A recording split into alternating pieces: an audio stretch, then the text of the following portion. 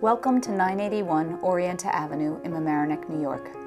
This late 1800s Victorian has been exquisitely renovated, maintained, and lovingly cared for by its current owners for the past 24 years. No detail of this 1.5-acre property has been overlooked.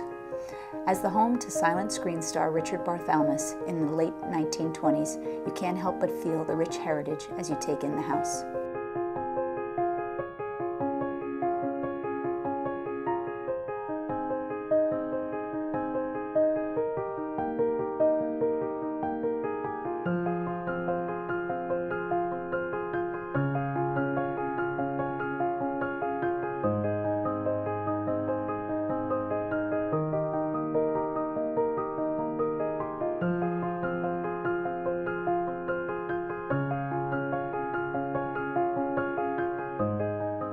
A top-of-the-line chef's kitchen with butler's pantry and sunny breakfast area look out over the meticulous grounds and spectacular pool.